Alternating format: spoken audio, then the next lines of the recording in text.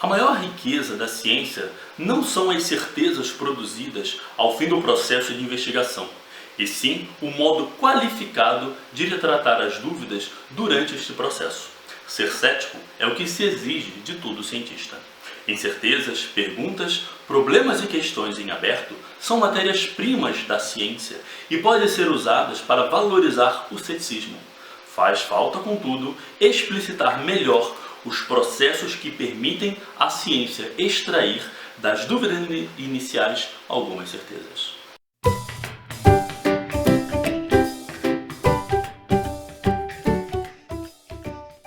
Olá, plutones e plutones, sejam mais uma vez bem-vindos ao meu canal. Eu sou Rafael Delcourt e você está indo comigo agora além de Plutão.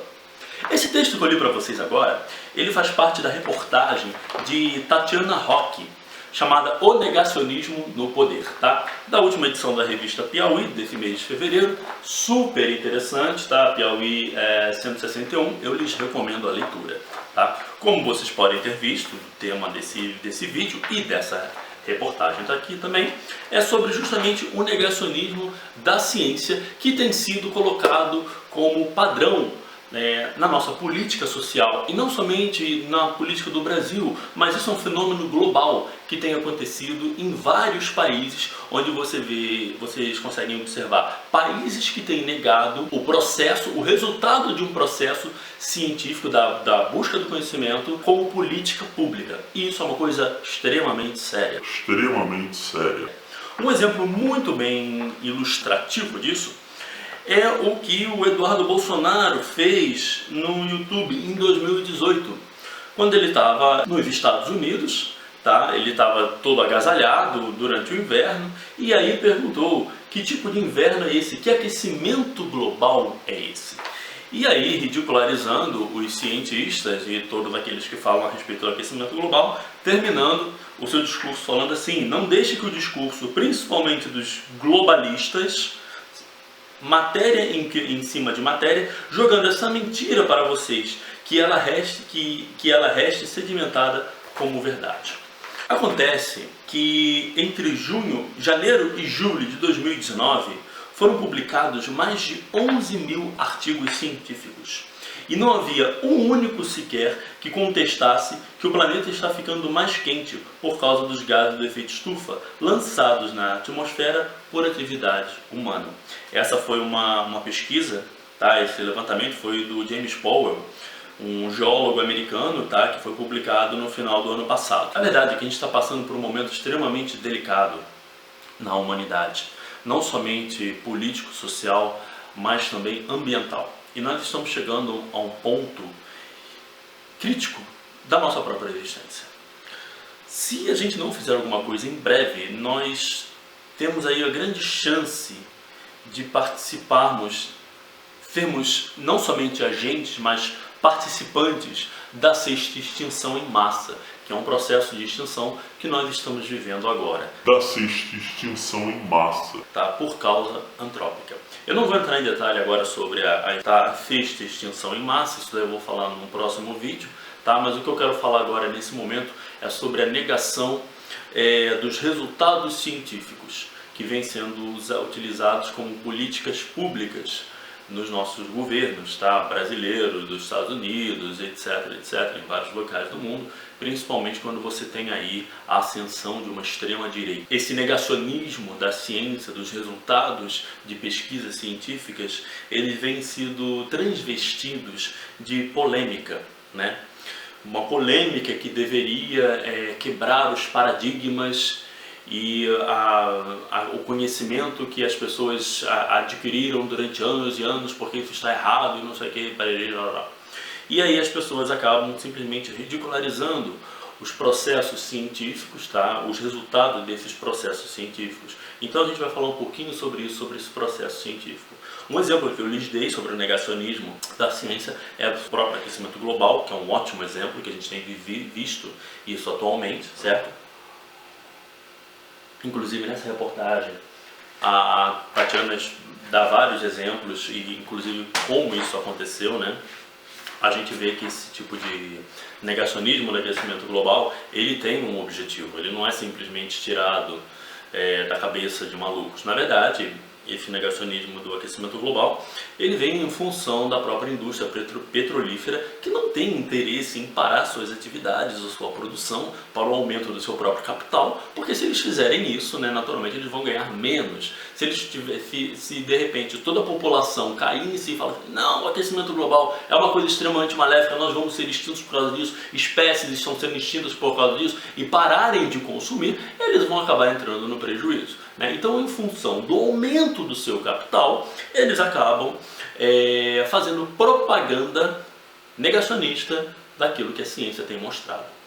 Mas o mais interessante nisso tudo é que isso não é exclusividade, como eu falei para vocês, do aquecimento global. Um outro movimento que nós estamos tendo aqui, e talvez até por parte de conspiracionistas e pessoas que realmente não entendem como é que é o processo, é a própria vacina, a negação da vacina. Pessoas têm dito que vacina é algo que causa autismo.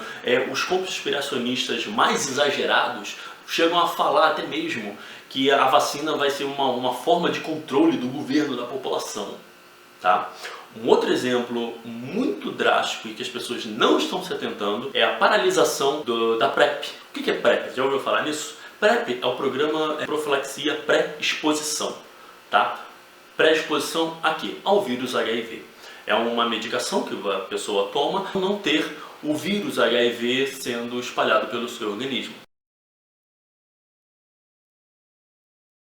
Isso, na prática, acaba sendo como uma vacina. Mas o governo federal do Brasil não tem entregado esse tipo de medicação justamente por questões ideológicas e dizendo que as pessoas que se cuidem de uma outra forma. E aí tem parado de utilizar. Eu falo isso por experiência própria, porque eu fui mesmo no posto de saúde, fui tentar a utilização desse medicamento aqui em Campinas e lá em Sorocaba e não consegui absolutamente nada, porque o governo tem cortado isso, certo? Então assim, está se negando a evidência de que a PrEP funciona contra o vírus HIV no mundo inteiro, e nos Estados Unidos tem vários estudos mostrando a eficácia da PrEP, porque se você evita que uma pessoa pegue, você consegue criar um escudo, uma barreira entre isso, né? Por isso, é necessário que nós expliquemos como a ciência funciona. Afinal, como a ciência funciona? O que é esse processo que a Tatiana fala na sua reportagem? Esse processo de científico. Ela fala assim, a maior riqueza da ciência não são as certezas produzidas ao fim do processo de investigação, e sim um modo qualificado, grifem essa palavra, qualificado, de tratar as dúvidas durante esse processo. Posto isso, a gente precisa entender como que a ciência funciona, como nós adquirimos o conhecimento científico a partir da investigação. Assim, na verdade, é um processo que ele não é muito difícil, tá? Mas, ao mesmo tempo, ele exige que a pessoa realmente tenha humildade perante os fatos. Na ciência, na prática, não existe autoridade. Inclusive, é uma das práticas científicas de cientistas de que você precisa questionar todas as autoridades. Então, quando você vê um pesquisador falando assim, porque o fulano de tal é autoridade em paleontologia, ou em astronomia, ou em física, ou em química, ou em medicina, etc, etc. Na verdade, essa pessoa é um cara que ele simplesmente conhece muito sobre o assunto, né? Ele adquiriu durante muito tempo um conhecimento, ele fez testes, etc. Mas isso não o torna a palavra final sobre aquele determinado conhecimento. Quem que é a palavra final sobre determinado conhecimento? Vocês fazem ideia? São os fatos, são as evidências. Então, na verdade, nós vamos atrás das evidências para fazer a construção do nosso conhecimento. Qual que é a diferença dessa galera que tem negado a ciência e os resultados da ciência a partir desse processo? Bom, ele está adquirindo conhecimento de uma outra forma. Ele já tem uma ideia pré-concebida, ele já tem uma crença que para eles ela é solidificada, e aí eles pegam as evidências, naturalmente muitas vezes fracas, e tentam inserir dentro daquele conhecimento que ele já tem e reforçar aquele conhecimento a partir dessas evidências. Então, por exemplo, do aquecimento global. Eu não acredito em aquecimento global. O aquecimento global não tem causa antrópica. Veja bem, está nevando pra caramba, está fazendo um inverno de menos 50 graus em Chicago. Então isso é uma evidência de que o aquecimento global não existe. Então ele vai lá e põe dentro da caixinha daquela crença dele, certo?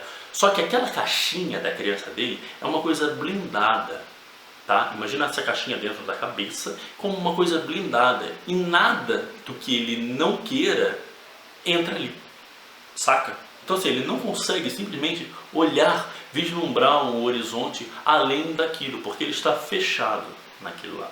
O método científico, que na verdade é muito mais do que utilizado somente por cientistas profissionais, tá? Como é o meu caso, o caso do Pirula, o caso da Aline, o caso da Lucy, o caso do Mário Dantas. Esses cientistas, eles são cientistas profissionais. Nós utilizamos a ciência como um modo de profissão, mas o pensamento científico deve ser utilizado no nosso dia a dia, para que nós possamos adquirir o conhecimento e não sermos enganados. Como que é feita então a aquisição de um conhecimento a partir da base da ciência? Bom, você tem uma pergunta de um determinado problema. Por que o sol é quente? Por que quando eu vou para o sol esquenta? E aí, a partir dessa pergunta, você formula uma hipótese. Aí sim, você precisa ter alguma ideia do porquê aquilo acontece. A partir daquela pergunta do porquê aquilo acontece, você começa a realizar testes. E aí faz diversos tipos de testes, inventa e tenta testar aquilo repetidamente para ver se aquilo lá de fato ocorre ou não. Se porventura você conseguiu a resposta da sua pergunta com base nesses testes e a sua hipótese foi correta, legal, que bacana. Então a gente vai precisar de outros tipos de evidências para corroborar mais ainda aquela hipótese. Se porventura a sua hipótese não tiver sido corroborada pelos testes, pelas evidências que os testes mostram, então muito lascadamente, mas tu precisa reformular uma hipótese nova. E é assim que o conhecimento vai se transformando. Tem falhas nesse processo? Tem muitas falhas. Por quê? Porque o método é ruim? Não, porque nós somos falhos. O ser humano é falho. Então nós temos aí uma série de problemas com relação à aquisição desse conhecimento, não por conta do método em si, porque o método em si é o melhor que nós temos. Mas o problema é o ser humano que adquire esse método. O problema é que quando os negacionistas se tornam céticos da maneira errada e não da maneira correta. Tá? Como eu falei para vocês, tem aí 11 mil artigos de janeiro a julho falando que o aquecimento global tem uma forma antrópica por diferentes fontes, por diferentes pessoas, por diferentes métodos, por diferentes evidências. Cara, tem alguma coisa muito errada aí. Talvez realmente o aquecimento global tenha uma causa antrópica. A ciência, ela é a nossa amiga. A ciência, ela tem nos ajudado. A ciência é o melhor que nós temos. Inclusive, uma citação aqui de Albert Einstein. Ele está aqui atrás. Toda a nossa ciência, comparada com a realidade, é primitiva e infantil. E, no entanto, é a coisa mais preciosa que temos. Por que ele fala que por que comparada com a realidade é primitiva e infantil? Porque nós somos primitivos e infantis. E nós fazemos a nossa própria ciência. Mas é a coisa mais preciosa que nós temos. Se nós formos negarmos a ciência e o produto da ciência e os métodos científicos, cara, desliga esse computador, desliga esse celular aí, volta a fazer fogo na caverna e um abraço, tchau, tá? Porque nós vivemos em cima disso. É até interessante, porque a galera que nega a ciência, que vai negar os resultados da ciência, é a primeira pessoa que está lá tweetando com seu smartphone, com seu iPhone, etc., que é um produto de uma investigação científica. Mas, enfim, tudo isso para dizer que nós precisamos ficar muito atentos e buscar as fontes, as verdades das fontes daquilo que nós ouvimos e vimos, tá? Portanto, quando você tem aí cientistas falando sobre uma série de assuntos e vindo evidências de diferentes fontes, de diferentes pessoas, de diferentes testes, corroborando com uma determinada hipótese, tem alguma coisa aí acontecendo, certo? Como recomendação de livro sobre isso, eu deixo aqui para vocês O Mundo Assombrado pelos Demônios, do Carl Sagan, tá? Esse livro é maravilhoso, é espetacular, façam a leitura dele, tá?